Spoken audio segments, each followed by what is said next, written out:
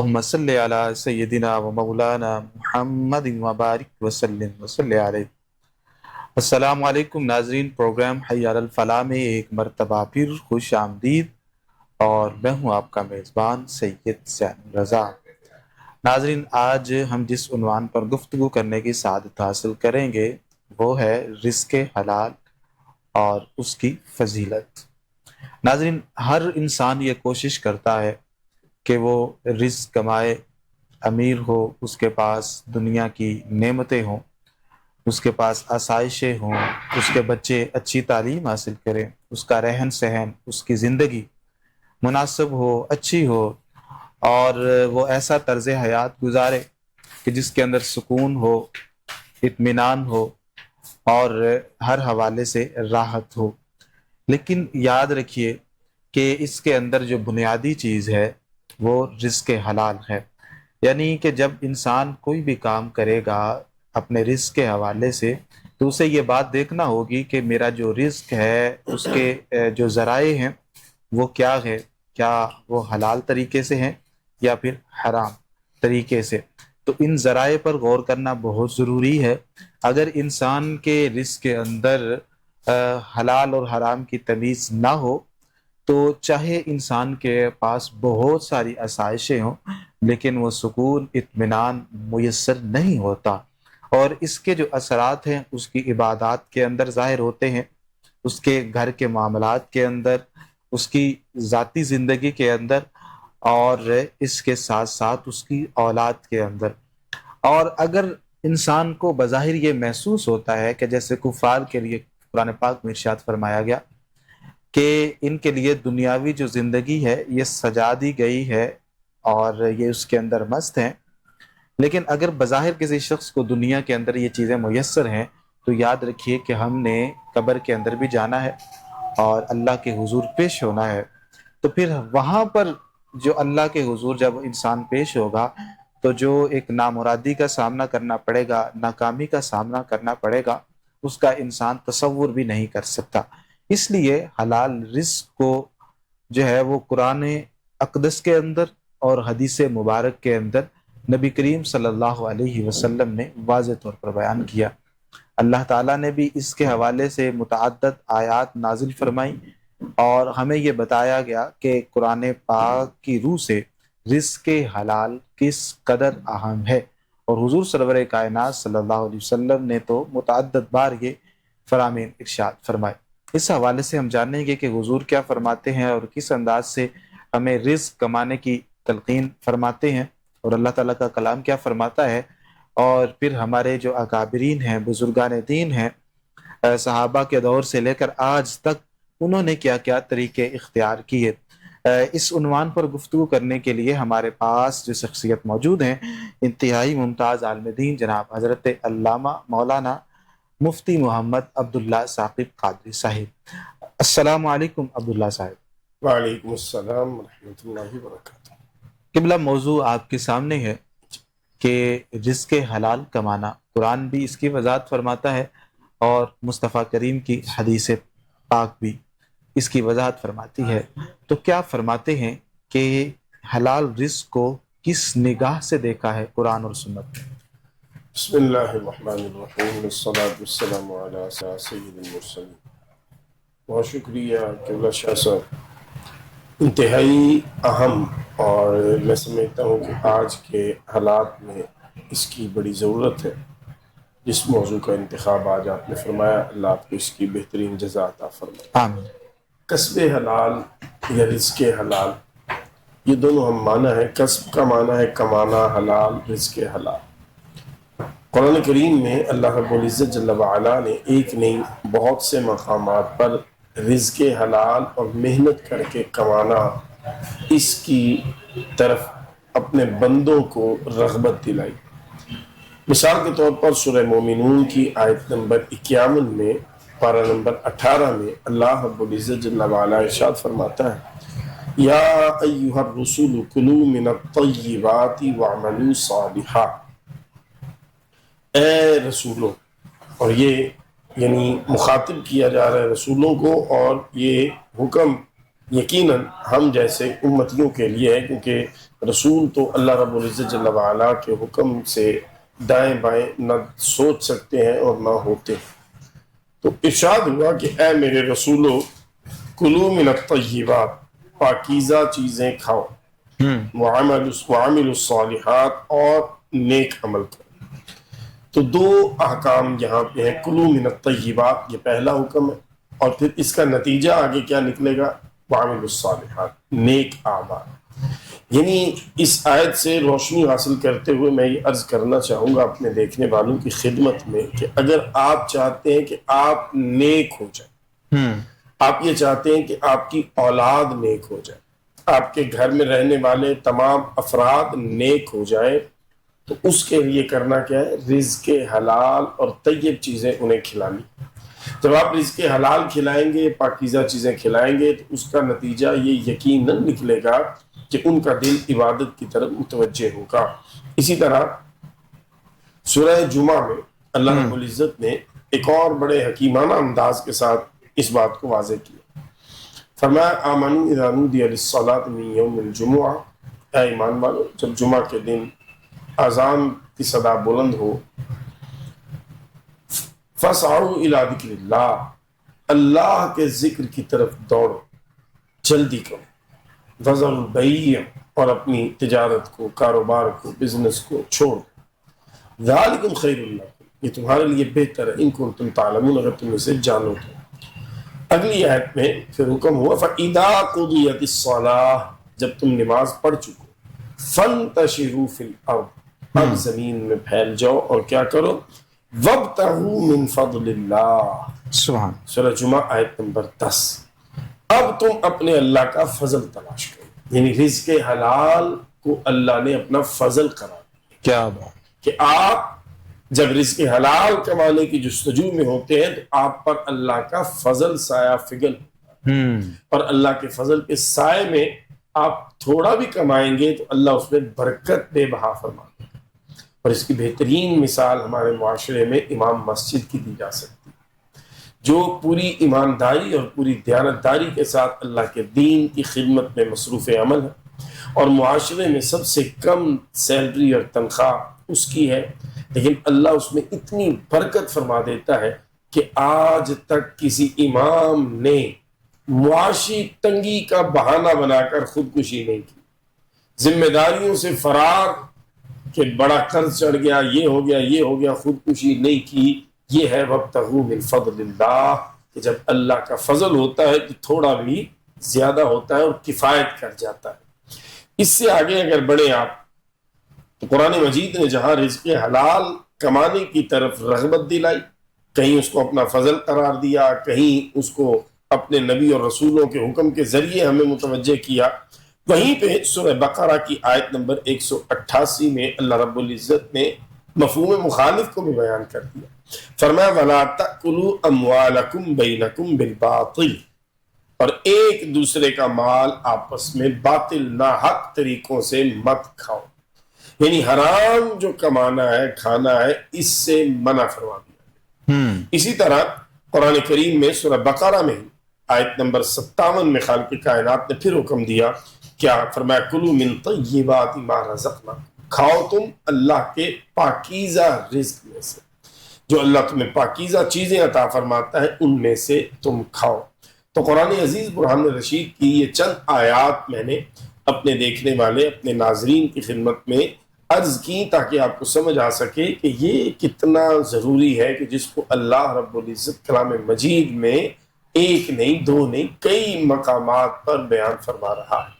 اسی طرح جب آپ احادیث نبویہ صلی اللہ علیہ وسلم کی طرف دیکھتے ہیں اور مطالعہ کرتے ہیں تو حدیث مبارکہ میں رسول اکرم صلی اللہ علیہ وسلم نے فرمایا کہ انسان کا اپنے ہاتھ سے کام کرنا اور ہر وہ تجارت جو گناہ و فریب سے پاک ہو، فرمایا یہ انسان کی سب سے پاکیزہ کمائی، اپنے ہاتھ سے کمانا اور ایسا کاروبار کرنا جس میں جھوٹ نہیں، فریب نہیں، دھوکہ نہیں، فرمایا یہ اس کی پاکیزہ ترین کمائی۔ اسی طرح ایک اور حدیث مبارکہ میں صحیح بخاری شریف میں رسول اکرم صلی اللہ تعالی علیہ وسلم نے فرمایا کسی شخص نے اس سے بہتر کھانا نہیں کھائے جو وہ اپنے ہاتھوں کی کمائی سے کھاتا ہے۔ یعنی ایک مزدور، ایک محنت کش یا ایک کاروبار کرنے والا بزنس مین جو محنت کر کے اپنا خون پسینہ بہا کے اپنی توانائی صرف کر کے اپنے ہاتھ سے رزق حلال کما کے کھا رہا ہے، رسول رحمت صلی اللہ علیہ وسلم اس پر مہر تصدیق لگا رہے ہیں، فرمایا اس سے بہتر کھانا کوئی اور نہیں ممکن۔ اسی طرح ایک اور راز کھولا رسول اکرم صلی اللہ علیہ وسلم کی کن والی زبان سے۔ آپ ارشاد فرماتے ہیں، اور یہ آج کا بڑا فینومنا ہے، آج کا یہ بڑا مسئلہ ہے، آپ کو بھی شاہ جی لوگ ملے ہوں گے، ہمیں بھی ملتے ہیں جی، میں بڑیاں دعاواں کرنا قبول نہیں، میں نے بڑے وظائف کیے لیکن میری سنی نہیں جاتی۔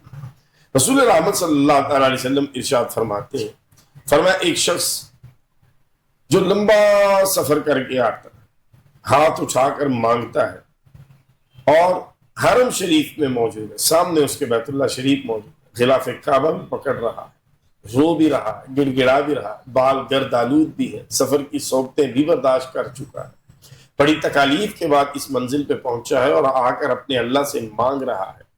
فرمایا لیکن اس کا کھانا حرام ہے، اس کا پینا حرام ہے۔ فرمایا جب کھانا بھی حرام پینا بھی حرام تو آگے سوالیہ انداز میں رسول اکرم صلی اللہ تعالی علیہ وسلم نے فرمایا پھر اس کی دعا کیسے قبول؟ یعنی آپ کی اور میری دعاؤں کی قبولیت میں رکاوٹ جو چیز بنے گی وہ رزق حرام ہے۔ ہماری دعائیں بارگاہ خداوندی میں شرف قبولیت سے محروم رہنے کی ایک بڑی وجہ رزق حرام ہے۔ سو ہمیں رزق حرام سے اپنے دامن کو بچا کر رزق حلال کے راستے پہ چلنا ہے، اگر ہم یہ چاہتے ہیں کہ ہماری دعاؤں کو بھی اللہ اپنی پاک اور عظیم بارگاہ میں شرف قبولیت عطا فرمائے۔ اسی طرح شعب الایمان میں رسول اکرم صلی اللہ تعالی علیہ وسلم کی یہ مبارک حدیث ہمارے ایمان کو تازگی دیتی ہے کہ رسول رحمت صلی اللہ علیہ وسلم نے فرمایا فرائض کے بعد جو اللہ نے فرض کر دی تم پر چیزیں، ان فرائض کے بعد فرمایا رزق حلال کمانا بھی ایک قسم کا فرض ہے۔ تو یہ آیات اور احادیث چند اس لیے پیش کر دیں تاکہ ہمارے دیکھنے اور سننے والے کو یہ سمجھنے میں آسانی ہو کہ رزق حلال کس قدر ایک مسلمان کے لیے اہم ہے اور یہ اس کی عبادات اور اس کی دعاؤں کی قبولیت کا بہترین ذریعہ ہے، اور رزق حرام آپ کی عبادات اور دعاؤں کی قبولیت میں سب سے بڑی رکاوٹ ہے۔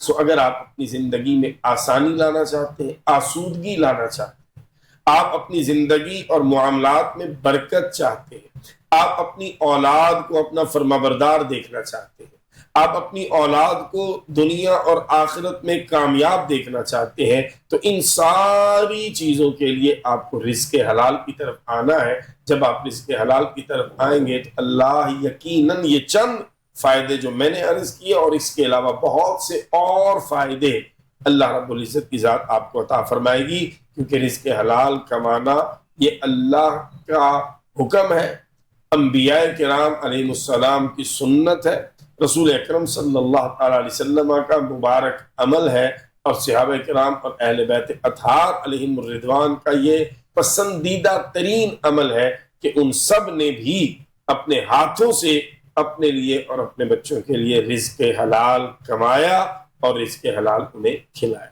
ماشاءاللہ حضرت، ہم دیکھتے ہیں قرآن پاک کا جب مطالعہ کیا جاتا ہے تو اللہ جل شانہ نے فرمایا کہ وما من دابۃ فی الارض الا علی اللہ رزقها، کہ ہر وہ شخص جو زمین پر چلنے والا ہے اور اس کے جو رزق کی ذمہ داری ہے وہ اللہ کے دست قدرت پر ہے، اللہ تعالیٰ کی جو ذات گرامی ہے اس کے ہاں ہے۔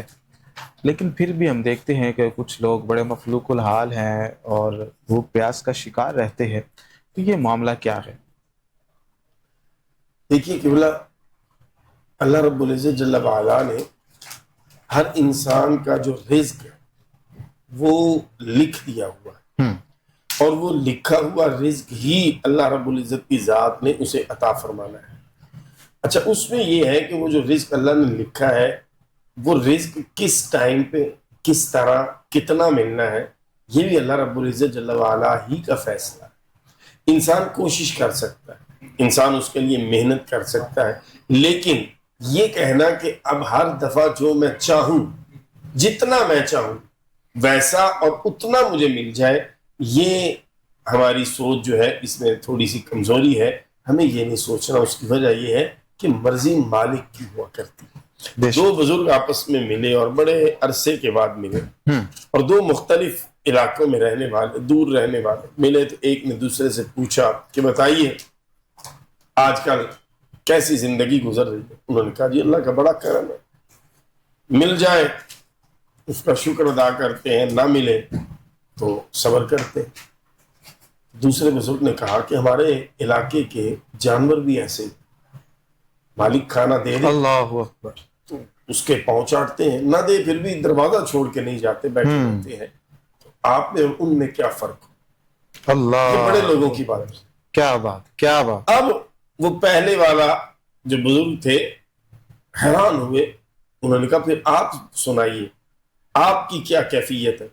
کہا مل جائے پھر بھی اس کا شکر ادا کرتا ہوں، نہ ملے پھر بھی شکر ادا کرتا ہوں، صبر نہیں شکر ادا کرتا ہوں۔ کیوں؟ وہ بہتر جانتا ہے کب مجھے کیا کھلانا ہے اور کب مجھے کیا نہیں کھلانا۔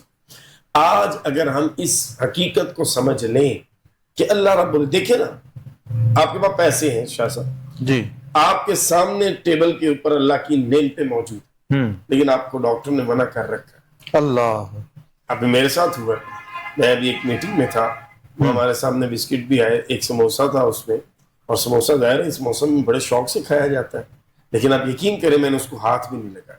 اس کی وجہ کچھ ٹیسٹ کروائے، کچھ رپورٹس میں ایسی پرابلم ہے تھوڑی سی کہ جس کو یہ چیزیں چھوڑ کے ٹھیک کیا جا سکتا ہے۔ تو اگر میں اپنی صحت کے لیے اللہ کی حلال نعمتیں جو دسترخوان پہ پڑی ہیں، میری دسترس میں ہے، میں انہیں استعمال نہیں کر رہا، تو پھر یہ یقین رکھیں کہ جب جو اللہ نے دیا وہ آپ کے لیے اس وقت بہترین تھا، اور جب جو نہیں دیا وہ اس وقت نہ ملنا آپ کے لیے بہترین تھا۔ تو جب آپ اللہ کی رضا پہ راضی رہنا سیکھ لیں گے تو پھر آپ بہت سے وسوسوں سے اور بہت سی اس طرح کی خرافات اور قباحتوں سے اپنے دامن کو اور اپنے ایمان کو محفوظ کر لیں۔ ماشاء اللہ۔ اگر کوئی شخص اگر حلال رزق کی طرف نہیں آتا، اس کے جو ذرائع ہیں وہ ایسے ہیں کہ جنہیں شریعت نے منع کر رکھا ہے، تو اس پر کیا وبال آئے گا؟ اور وہ کون کون سے ایسے ذرائع ہیں کہ جو شریعت میں ممنوع ہیں، یعنی کہ رزق حلال کے وہ ذرائع نہیں ہیں بلکہ ان کے ذریعے رزق حرام ہماری زندگی میں آتا ہے؟ بالکل، بہت اچھی بات آپ نے شاہ صاحب فرمائی، کیونکہ ظاہر ہے حلال ذرائع تو بہت سارے ہیں، حرام محدود ہیں، وہ بیان کیے جا سکتے ہیں، سمجھائے جا سکتے ہیں۔ تو آپ نے بہت عمدہ جو ہے سوال فرمایا۔ سب سے بنیادی چیز جو آج آپ دیکھیں نا، اکثریت کم و بیش جو کاروبار کرنے والے ہیں یا ایون کاروبار میں نوکری پیشہ لوگ بھی اس وبال میں جکڑے ہوئے، اور یہ بہت بڑی ایک نحوست ہے، اور وہ ہے سود۔ اللہ، اکثر بزنس مین جو ہے انہوں نے لونز لیے ہوئے ہیں بینک سے، اور وہ سمجھتے ہیں کہ یہ مسئلے کو ان کاروبار کو ہم بڑھا رہے ہیں۔ اسی طرح جو غریب بندہ ہے اس نے لون لے رکھے ہیں اپنی زندگی کے معاملات کو چلانے کے لیے، کبھی کو فوتگی ہے، کبھی کو شادی ہے، وسائل ہے نہیں، اب وہ لاکھوں روپیہ لے رکھ رہے اور پھر سود کے نیچے دب رہا ہے۔ سود وہ ایک بیماری ہے، وہ حرام ہے کہ جسے قرآن نے واضح حرام کرنے کے بعد صرف حرام نہیں کیا بلکہ خالق کائنات نے فرمایا جو اسے نہ چھوڑے فَإِن لَمْ تَفْعَلُوا فَأْذَنُوا بِحَرْبٍ مِّنَ اللَّهِ وَرَسُولِهِ، اللہ اور اللہ کا رسول صلی اللہ تعالیٰ علیہ وسلم اس کے خلاف اعلان جنگ فرماتے ہیں۔ سو پہلی چیز، جو پہلا پیسہ ہے جو ہمارے پاس آ رہا ہے اور ہمارے باقی پاک اور طیب پیسے اور رزق کو بھی حرام کر رہا ہے، وہ سود کا ہے۔ فکس جو ہم کروا دیتے ہیں ڈپازٹ، اور فکس منافع جو ہمیں آ رہا ہے، یہ سب جو ہے اسی کی مختلف شکلیں ہیں۔ اسی طرح دھوکہ دہی، جیسے ابھی میں نے قرآن کریم کی آیت پڑھی وَلَا تَأْكُلُوا أَمْوَالَكُمْ بَيْنَكُمْ بِالْبَاطِلِ، کہ باطل طریقوں سے ایک دوسرے کا مال ہڑپ کرنا، اس میں یہ ہے کسی کی چیز پہ قبضہ کر لینا، کسی کو غلط بیانی کر کے دھوکہ دے کر کوئی سودا کر لینا، جوا یہ اس میں آ جائے گا۔ اسی طرح آپ اگر آگے بڑھتے ہیں تو آج کل آن لائن بہت سی چیزیں ہیں جن کا وجود ہی نہیں ہوتا اور جو بیچی جا رہی ہیں، اور پھر بعد میں جب وہ چیز آپ کو پہنچتی ہے تو جو بتایا گیا ہوتا ہے وہ چیز ویسی نہیں ہوتی۔ تو یہ ساری اسی کی ایک قسم ہوتی ہیں کہ دکھایا کچھ جا رہا ہے، بیچا کچھ جا رہا ہے، گھر آ کے آپ دیکھتے ہیں تو وہ چیز اور ہوتی۔ اسی طرح تیسرے نمبر پر آئے گا ناجائز ذخیرہ اندوزی اور ملاوٹ۔ یہ بھی آج کے معاشرے کا ایک المیہ ہے۔ اب جیسے پتہ چل جاتا ہے کہ رمضان شریف قریب ہے تو 2 مہینے پہلے ہی ہمارے ہاں چینی، شربت یہ خرید لیا جاتا ہے۔ اسی طرح سبزی والے آلو وغیرہ پرچیز کر کے رکھ لیتے ہیں۔ پتہ ہوتا ہے کہ رمضان شریف جیسے ہی آئے گا ڈیمانڈ بڑھے گی، اس کا گاہک زیادہ ہوں گے تو ریٹ اس کے اوپر جائیں گے۔ اب یہ جو ناجائز منافع خوری ہے، یعنی آپ نے چینی خریدی ہے، ایک مثال دے رہا ہوں، 80 روپے کلو آپ کو پڑی ہے اور آپ رمضان میں اسے بیچ رہے ہیں 200 روپے کلو، تو آپ یہ جو 120 روپیہ منافع لے رہے ہیں اس میں غریب آدمی کا کوئی احساس نہیں کوئی۔ تو یہ جو ذخیرہ اندوزی اور ملاوٹ، اسی طرح دودھ ہے۔ پہلے جب ہمارا لڑکپن تھا شاہ جی تو ہمیں یاد ہے کہ پروگرام ہونا، جیسے ربیع الاول شریف آ رہا ہے، داتا صاحب کور شریف آ گیا، محرم شریف آ گیا، تو دودھ اگر ہم نے لینا ہوتا نا کوئی 2 من تو ہمیں 5 دکانوں پہ جانا پڑتا تھا، اور ایک دکان والا حامی بھرتا کہ 1 من میں دوں گا، دوسرا کسی اور دکان، تو 4 دکانیں 5 پھر کے ہمیں 2 من دودھ ملتا، اور وہ بھی 4 دن 3 دن 5 دن پہلے جا کے رابطے کرتے، ایڈوانس دیتے۔ پھر آج ایسا وقت آ گیا ہے کہ آپ دن کے 24 گھنٹے، ہفتے کے 7 دن، جس ٹائم دل کرے آپ دکان پہ جائیں اور 1 2 4 نہیں 50 من 100 من دودھ آپ آرڈر کریں، آپ کو اسی ٹائم مل جائے گا۔ اچھا، جب تک بھینس کا دودھ تھا تب تک بڑی محنت اور مشکل کے بعد ملتا تھا۔ اب جب ملاوٹ والا دودھ تیار کیا جا رہا، جو دودھ نہیں ہے، جو کیمیکلز ہیں، جو مختلف چیزیں ملا کے خود بنایا جا رہا ہے، تو یہ جو ملاوٹ ہے اور ذخیرہ اندوزی ہے، یہ جو آپ کمائیں گے یہ بھی رزق حرام ہے۔ اور بعض صورتوں میں تو انسان بیمار ہوتے ہیں شاہ جی اس ملاوٹ سے۔ جب آپ مثالوں میں ملاوٹ کر دیں گے، جب آپ گوشت میں اپنے وزن بڑھانے کے لیے سانس کی نالی کے ذریعے اس میں پانی بھیج دیں گے اور آپ کو یہ احساس ہی نہیں ہوگا کہ کھانے والے کو ہیپاٹائٹس سی جیسی مہلک بیماری ہو سکتی ہے، اس کو جگر کی بیماری ہو سکتی ہے، وہ مر سکتا ہے بیچارہ۔ تو یہ ساری چیزیں اس میں آ جائیں گی ناجائز ذخیرہ اندوزی میں اور ملاوٹ میں۔ اسی طرح وہ چیزیں جن کو اللہ اور اللہ کے رسول صلی اللہ علیہ وسلم نے منع فرما دیا، حرام فرما دیا، ان کا کاروبار کرنا، خرید و فروخت کرنا، جیسے شراب ہے، جیسے نشے کی اور چیزیں ہیں، اب یہ حرام ہے۔ تو حرام چیز کو بیچنا بھی حرام ہے اور اس سے کمائی گئی رقم بھی حرام ہے۔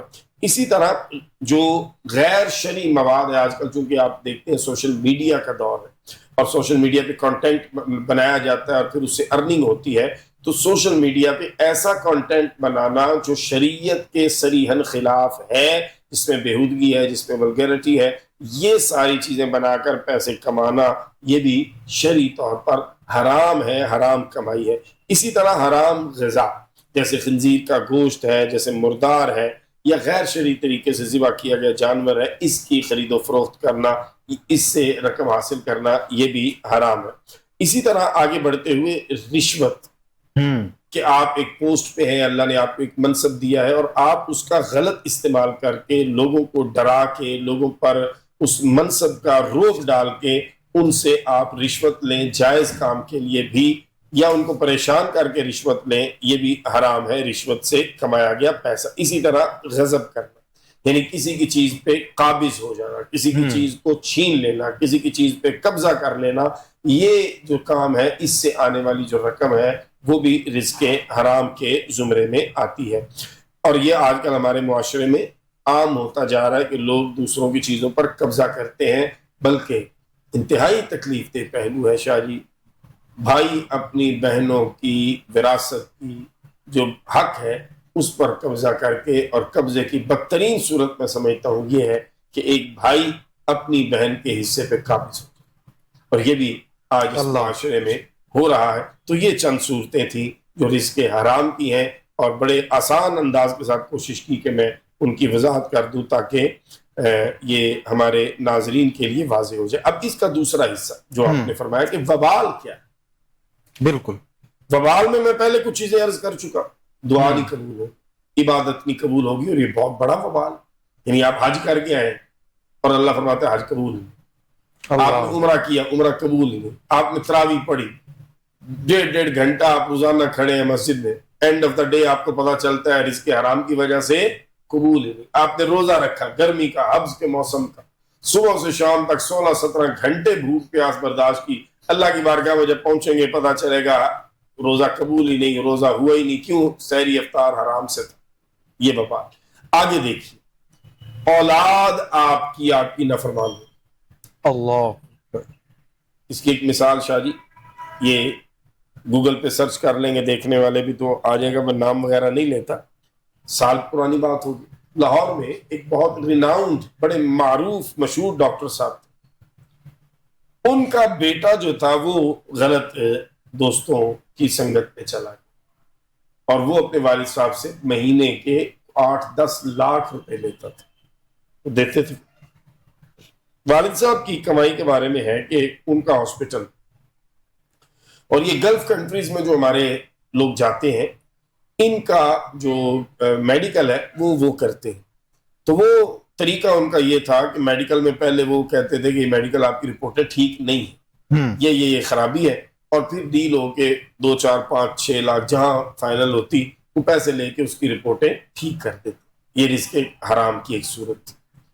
اب اس کا وبال دیکھیے گا، بیٹا غلط سنگت میں پڑ گیا اور اس نے فرمائش کی کوئی 1 کروڑ روپے کی گاڑی کی، اور وہ اس نے کسی کو گفٹ کرنی تھی، باپ نے منع کر دیا، لیکن پھر ماں باپ نے آپس میں بیٹھ کے طے کیا کہ ہمارا اکیلا بیٹا، چلو اس کی سالگرہ آ رہی ہے، میں گاڑی بک کروا دیتا ہوں، اس کی سالگرہ پہ ہم وہ گاڑی اس کو گفٹ دے دیں گے اور اس کے لیے ایک سرپرائز ہوگا۔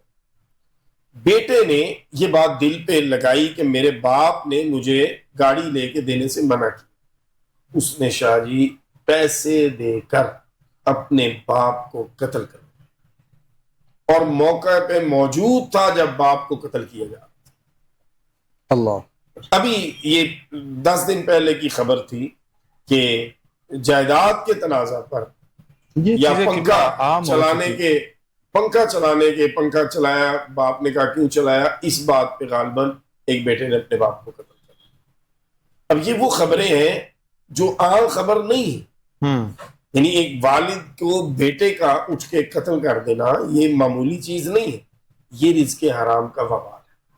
پھر رزق حرام کا وبال یہ ہوگا کہ آپ کی اولاد جسمانی بیماریوں میں مبتلا ہو جائے، بعض دفعہ تو ہم نے دیکھا معذور تک ہو جاتی، پیرالائز ہو جاتی ہے، چارپائی پہ پڑی۔ اب یہاں بعض لوگوں کے ذہن میں آئے گا کہ اولاد کا کیا قصور، کما تو باپ حرام کی کمائی رہا ہے۔ بالکل آپ ٹھیک کہہ رہے ہیں، اولاد کا قصور نہیں ہے، اولاد کو اللہ تعالیٰ اس کا بدلہ آگے دے دے گا، لیکن وہ اس والد کو سزا ہے جس نے رزق حرام کمایا اور کھلایا کہ اس کی اولاد پر بھی اس کا وبال پڑ گیا، لیکن ہم آنکھیں بند کر لیتے ہیں، ہم سمجھتے نہیں ہیں۔ تو یہ ساری جو بلائیں ہیں، آفتیں ہماری زندگیوں میں معاشی طور پر، معاشرتی طور پر، ان میں سے اکثر کا تعلق اگر آپ تھوڑا سا گہرائی میں جائیں گے تو آپ کے رزق سے جڑا ہوا ہے، اور جب آپ رزق حرام کی طرف جاتے ہیں تو پھر یہ سارے معاملات آپ کے سامنے موجود ہوتے ہیں ایک پہاڑ کی صورت۔ حضرت نبی پاک صلی اللہ علیہ وسلم کا ایک فرمان عالی شان ہے، آپ نے فرمایا کہ طلب کسب الحلال فریدۃ بعد الفریدہ، کہ حلال کمائی کی طلب یہ ایک فریضہ ہے ایک فریضے کے بعد۔ تو اس کی ذرا وضاحت فرمائیے کہ حلال کمائی کی اس حدیث پاک سے اہمیت بھی واضح ہو جاتی ہے، اور کن فرائض کی بات ہو رہی ہے کہ ان کے بعد یہ فریضہ ہے۔ یہ شاہ جی جو اللہ نے ہم پر چیزیں فرض کی، جیسے نماز ہے، جیسے روزہ ہے، جیسے حج، زکوٰۃ ہے اگر آپ صاحب نصاب ہیں، ان فرائض کے بعد حضور صلی اللہ علیہ وسلم فرماتے ہیں یہ بھی تم پر فرض ہے۔ یعنی جس طرح تم نماز کی بڑی اہمیت سمجھتے ہو، اور ہم نے ایسے بھی لوگ دیکھے ہیں شاہ جی کہ جو نماز ایک نہیں چھوڑتے، ہر نماز پڑھتے ہیں لیکن سود بھی نہیں چھوڑ پاتے. اللہ. تو رسول اکرم صلی اللہ علیہ وسلم نے اہمیت بتائی کہ جس طرح تم نماز کو اہم جانتے، جس طرح تم روزے کو اہم جانتے ہو، اسی طرح رزق حلال کمانا یہ بھی اہم. اور کتنا اہم ہے کہ اللہ کے نبیوں کے بارے میں جب آپ پڑھتے ہیں دیکھتے ہیں تو اللہ کے تمام نبی کسی نہ کسی ذریعہ معاش کو اپنائے ہوئے. اللہ سے وہ مانگتے تو اللہ انہیں بٹھا کے بھی کھلاتا، اللہ کے نبی. لیکن انہوں نے بھی کوئی نہ کوئی کھیتی باڑی کرتے ہوئے نظر آتے، کوئی کپڑے سلائی کرتے ہوئے نظر آتے، کوئی لوہے کا کام کرتے ہوئے نظر آتے، کوئی کشتی بناتے ہوئے لکڑی کا کام کرتے ہوئے نظر آتے، کوئی ہمیں کپڑوں کی تجارت کرتے ہوئے نظر آتے. رسول اکرم صلی اللہ تعالیٰ علیہ وسلم آپ کبھی بکریاں چرا رہے ہیں اور کبھی عالمی سطح کے ملٹائی نیشنل کمپنی کے آنر نظر آتے ہیں، ایک ایسے بزنس مین جن کا بزنس انٹرنیشنلی سطح پہ ہے. تو رسول اکرم صلی اللہ تعالیٰ علیہ وسلم تجارت فرماتے ہیں. اسی طرح حضرت داؤد علیہ السلام نے لوہے کا کام کیا، موسیٰ علیہ السلام جو ہے آپ نے جانوروں کو پالنے کا کام کیا، حضرت شعیب علیہ السلام کے بھی ہاں جانور تھے، اور پھر دودھ جو ہے وہ آپ اس کا کاروبار اس کا بزنس فرماتے تھے، یعنی ڈیری کا بزنس. حضرت ابراہیم علیہ السلام بھی کپڑے کی تجارت اور زراعت کرتے تھے. اسی طرح پھر آگے یہ چیزیں صحابہ کرام علیہ رضوان میں ہم دیکھیں. حضرت سیدنا صدیق اکبر رضی اللہ تعالیٰ کپڑے کے تاجر تھے، اور جس دن آپ خلیفہ منتخب ہوئے اگلے دن آپ مارکیٹ کی طرف جا رہے تھے اپنے کاروبار کے. صحابہ کرام علیہ رضوان نے عرض کیا کہ آپ کدھر؟ فرمایا رزق کمانے کے لیے. انہوں نے کہا کہ پھر مملکت کے معاملات کون دیکھے، ریاست اسلامیہ کے معاملات کون دیکھے؟ فرمایا کیا مطلب، کام نہ کروں؟ کہا جی بالکل، اگر آپ کاروبار کریں گے تو پھر ریاست کے معاملات جو ہیں وہ ٹھیک سے چل نہیں پائے، لہذا آپ کاروبار ایسے نہیں کریں گے. اور پھر تمام صحابہ کرام کی مشاورت سے آپ کا وظیفہ طے کیا گیا کہ آپ کو یہ وظیفہ ہم پیش کریں گے. لیکن قربان جاؤں حضرت سیدنا صدیق اکبر رضی اللہ تعالیٰ عنہ کے تقویٰ، آپ نے ایک ایک پائی کا حساب رکھا جو زندگی میں آپ کو دی گئی. اور جب آپ دنیا سے تشریف لے جانے لگے تو آپ نے ام المؤمنین حضرت سیدہ طیبہ عائشہ الصدیقہ رضی اللہ تعالیٰ عنہ کو بلایا اور فرمایا بیٹا میں نے اتنا مال زندگی میں مسلمانوں کے بیت المال سے لیا ہے بطور وظیفہ، اور میری فلاں فلاں جو چیز ہے اسے بیچ کر اتنی رقم بیت المال میں جمع کروا. حضرت سیدنا عمر رضی اللہ تعالیٰ عنہ جیسا بندہ رو کے جب پتا چلا تو کہنے لگے ابو بکر اپنے باپ والوں کو بہت بڑی آزمائش میں ڈال گئے. یہ مزاج تھا سیدنا صدیق اکبر رضی اللہ تعالیٰ عنہ کا، حالانکہ ان کے لیے وہ جائز تھا، حلال تھا، لیکن ان کا اپنے اللہ سے تعلق اس قدر بلند تھا. اسی طرح حضرت عمر فاروق رضی اللہ تعالیٰ عنہ آپ چمڑے کی لیدر کی بہت بڑے تاجر تھے، آپ اس کی تجارت کرتے تھے، غلہ بھی آپ کا تھا کاروبار. اسی طرح حضرت عثمان غنی رضی اللہ تعالیٰ عنہ بھی غلے کے اور کپڑے کے بہت بڑے تاجر تھے. اور وہ بڑا مشہور واقعہ ہے کہ ایک دفعہ آپ کا غلہ آیا، آپ نے سودا کر لیا ہوا تھا، تو اس وقت میں قحط چل رہا تھا اور بڑے برے حالات تھے. تو جب پتا چلا کہ غلہ آیا ہے اور حضرت عثمان غنی رضی اللہ تعالیٰ عنہ کا ہے، یعنی کنٹینر آیا ہے غلے کا، تو بڑے بڑے تاجر جمع ہو گئے. حضرت عثمان غنی رضی اللہ تعالیٰ عنہ کو آفریں دینے لگے، 2% لے لو، 3% لے لو. فرمایا نہیں، میرا سودا ہو گیا ہے. وہ سارے حیران ہیں تاجر. آپ نے اعلان کروا دیا کہ جس کو جتنا غلہ چاہیے آئے اور لے جائے اللہ کے لیے. تاجر کہنے لگے یہ تم نے کیا کیا؟ کہا میں نے اس سے سودا کیا جو ایک کے بدلے 10 دیتا ہے. سبحان. تو یہ حضرت عثمان غنی کی تجارت تھی. عبد الرحمن بن عوف رضی اللہ تعالیٰ عنہ آپ جو ہے وہ امپورٹ ایکسپورٹ کا بزنس کرتے تھے، اور آپ جب ہجرت کر کے مدینہ منورہ تشریف لائے تو آپ نے انصار مدینہ جو بھائی بھائی بنے، تو آپ نے اپنے بھائی کو جو انصاری بھائی بنے تھے انہیں کہا کہ مجھے آپ مالی مدد نہ دیں، مجھے بس بازار کا راستہ دکھائیں. اور پھر مدینہ منورہ میں جب آپ نے بازار میں کاروبار شروع کیا تو بہت جلد وقت آیا کہ جب مدینے کے تاجروں میں سب سے امیر تاجر حضرت عبد الرحمن بن عوف رضی اللہ تعالیٰ عنہ تھے. اسی طرح حضرت زبیر بن عوام رضی اللہ تعالیٰ عنہ آپ ریل اسٹیٹ اور سرمایہ کاری یہ کرتے تھے، یعنی زمین خریدی، جگہ خریدی، اور اس طرح کا آپ کا یہ جو انویسٹر تھا پراپرٹی ڈیلنگ میں کے شعبے میں تھا. انصار مدینہ میں سے اکثریت جو تھی ان کے باغات تھے کھجوروں کے، یعنی زراعت ان کا پیشہ تھا. انبیاء کرام علیہ السلام ہوں یا صحابہ کبار علیہ الرضوان ہوں، ان سب نے رزق حلال کمایا اور اس کے لیے وہ ذرائع اختیار کیے جو اللہ رب العزت جل وعلا نے انسانیت کو عطا فرمائے.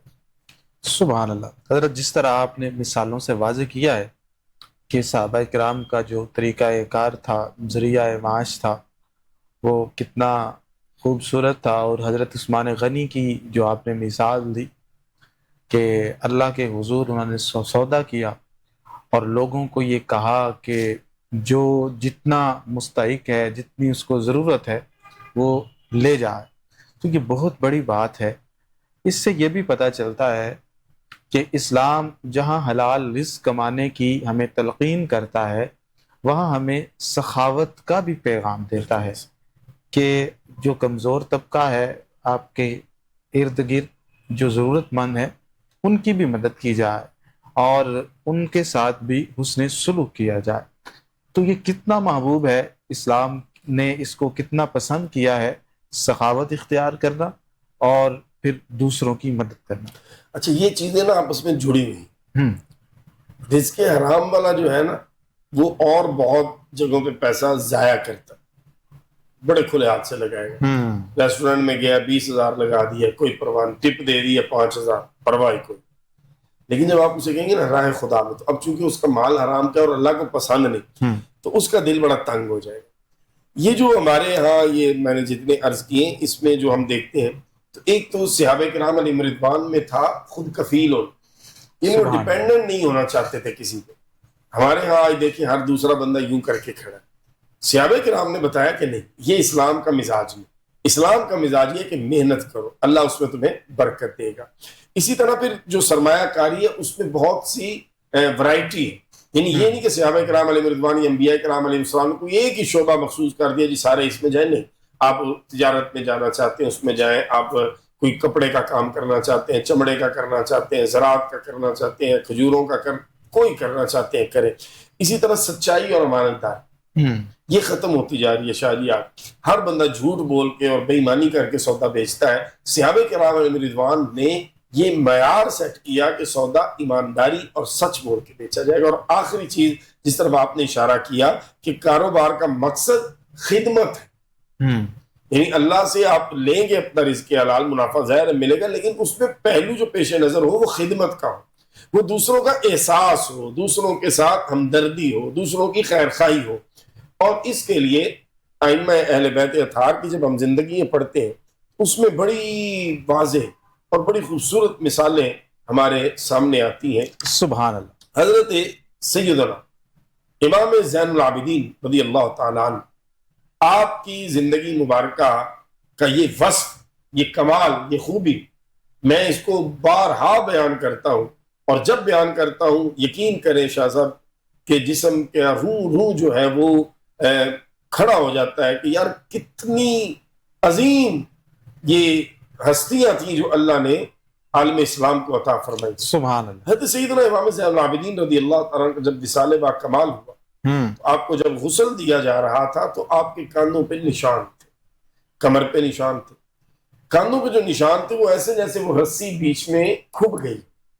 تو حضرت امام زین العابدین رضی اللہ تعالیٰ عنہ کے خادم خاص کو بلایا گیا، پوچھا گیا کہ یہ کیا ماجرا ہے. انہوں نے بتانے سے معذرت کر کہ مجھے حضرت نے منع فرمایا. پھر کہا گیا کہ حضرت چونکہ دنیا سے تشریف لے گئے، لہٰذا آپ اس راز سے پردہ ہٹائیے تاکہ باقی امت کی تعلیم ہو سکے. تو بتایا گیا کہ مدینہ منورہ کے قرب و جوار 100 گھر ایسے ہیں جو غربا کے، مساکین کے، فقراء کے، یتامہ کے. یہ ہر ماہ کی ابتدائی تاریخ میں یہ ہستی، یہ رسول اکرم صلی اللہ علیہ وسلم کے شہزادے اپنے کاندھوں پہ رات کی تاریکی میں راشن اٹھاتے اور ایک ایک دروازے پہ خود پہنچاتے، اور ان کو پتہ بھی نہ ہوتا کہ یہ ہمارا رزق کون ہم تک پہنچا. کیا بات. یہ حضرت سیدنا امام زین العابدین رضی اللہ عنہ اور ان کے تایا جان حضور صلی اللہ تعالی علیہ وسلم کے گلشن کے پہلے کھلنے والے پھول جن کا یوم شہادت بھی اسی ماہ مبارک سفر میں حضرت سیدنا امام حسن مجتبی رضی اللہ تعالی راکب دوش مصطفیٰ، آپ کے بارے میں آتا ہے شاہ صاحب کہ آپ کے بارے میں بندے پاس ایک شخص ہے اور اس نے آ کر عرض کی کہ حضور میں قرض دار اور 400 درہم و دینار میرے پہ قرض، آپ نے گھر کے اندر سے لا کر وہ رقم اس کو دے دی، وہ چلا گیا۔ حضرت سیدنا امام حسن مجتبی رضی اللہ تعالی تشریف فرمائے اور آنکھوں سے آنسو جائے۔ ساتھیوں نے عرض کیا کہ اے شہزادہ رسول، یہ تو شکر کا مقام، یہ تو خوشی کا مقام، ایک سائل آیا اور آپ نے اس کی ضرورت کو پورا فرمایا۔ امام حسن مجتبی رضی اللہ تعالی بڑے لوگوں کی بڑی بات، جملہ ارشاد فرمایا میں رو اس لیے رہا کہ اسے کیوں مجھ تک آنا پڑا، میں اس سے بے خبر کیوں رہا، میں خود اس تک کیوں نہیں پہنچا۔ اس کے پیچھے پوری ایک سائنس ہے شاید۔ بالکل، جب انسان کسی سے یوں مانگنے کے لیے نکلتا ہے نا سفید پوش بندہ، تو قدم قدم پہ مرتا ہے، قدم قدم پہ جیتا ہے۔ اللہ، کئی دفعہ زندگی میں ہمارے ساتھ بھی ہوا ہے، فون ملا دیا دوست کو، ادھار مانگنا تھا، اور جب بات ہوئی ہمت نہیں پڑی، وہ پوچھتا رہ گیا خیریت، ہاں بس خیریت، حال چال پوچھ لو، ہمت نہیں پڑی، چل کے چلے گئے، وہ پوچھتا رہ گیا، ہماری ہمت نہیں پڑی بتانے کی۔ تو امام حسن مجتبی رضی اللہ تعالیٰ دل کی اس کیفیت کے بارے میں فرمایا، اسے کیوں آنا پڑا، میں اس تک کیوں نہیں پہنچا۔ جس دن یہ سوچ آپ کے اندر آ جائے، جس دن آپ کا مزاج یہ بن جائے گا کہ آپ زیادہ نہیں تو اپنے ارد گرد کے لوگوں کے بارے میں باخبر رہیں اور آپ ان تک پہنچیں اور ان کی خدمت کریں اللہ کے دیے ہوئے رزق حلال میں سے، تو پھر صحیح معنوں میں آپ مسلمان اور آپ مومن اور آپ رسول اکرم صلی اللہ علیہ وسلم کے غلام کہلانے کے حقدار ہوں گے، وگرنہ پھر آپ وہ مخلوق کہلائیں گے کہ جو کم از کم انسان نہیں کہلا سکتے، کیونکہ اللہ کی کوئی مخلوق شاہ جی اپنے لیے نہیں جی۔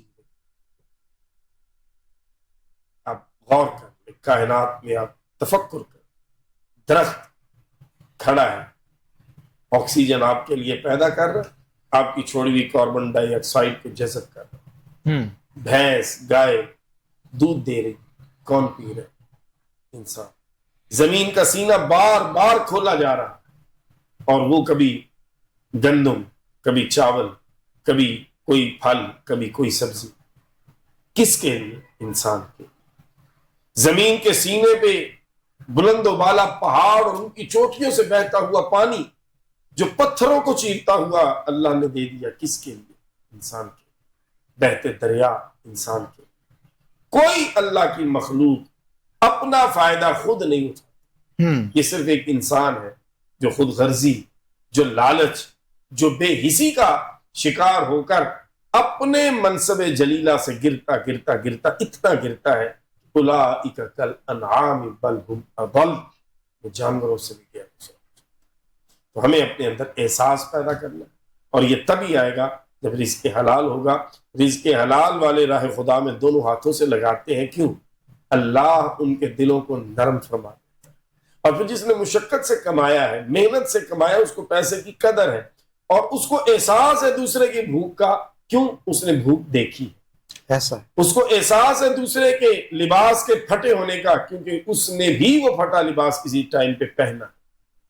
اس لیے رزق حلال اور پھر رزق حلال میں سے مخلوق خدا کا حصہ یہ دیجئے، اور اپنے آپ کو اسلام کے اس سنہری کہنے کے روشن اسلام کی تعلیمات کے حالے میں لے آئیے کہ جس سے آپ کی دنیا بھی چمک جائے اور آپ کی قبر و آخرت بھی چمک جائے۔ ماشاءاللہ، بڑی خوبصورت آپ نے وضاحت فرمائی، اور تمام تر سوالات کے جوابات احسن انداز میں عنایت فرمائے۔ ناظرین، یہی ہمارا پیغام ہے، اور آپ کے سامنے تقریباً تمام ترجیحات رکھی گئیں رزق حلال کے حوالے سے، کہ ایک مومن کو رزق حلال کمانا چاہیے، اللہ کو بھی محبوب ہے، اس کے پیارے محبوب صلی اللہ علیہ وسلم کو بھی پسند ہے۔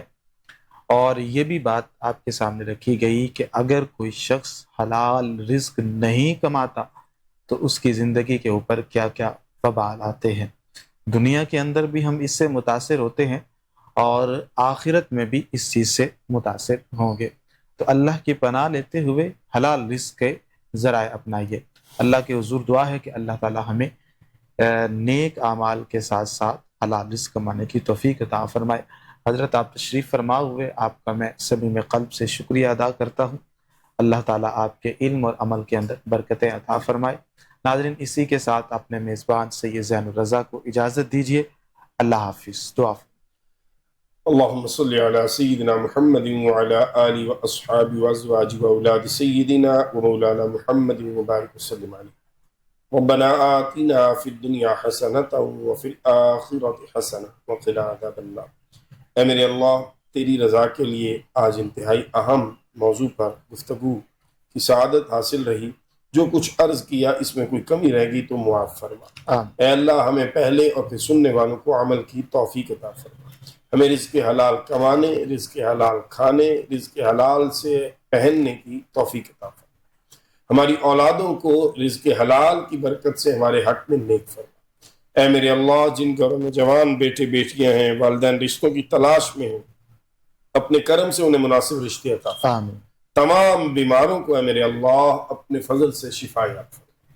جو کاروبار اور اپنے معیشت کے اعتبار سے پریشان ہیں، قرضوں کے نیچے دبے ہوئے ہیں، اپنے خزانہ غیب سے ان کی مدد فرما آمین۔ اور ان کو قرضوں سے نجات عطا فرما، رزق حلال کی فراوانی عطا فرما۔ آمین۔ ہماری پوری ٹیم کو دنیا اور آخرت میں اس کار خیر کو سر انجام دینے کے لیے جو فقط تیری رضا کے لیے دیا جاتا ہے، چینل انتظامیہ سے لے کے ایک ایک کارکن کو بہترین جزا دنیا اور آخرت کی عطا فرما۔ آمین۔ صلی اللہ تعالی علی خیر خلقہ محمد وآلہ واصحابہ اجمعین برحمتک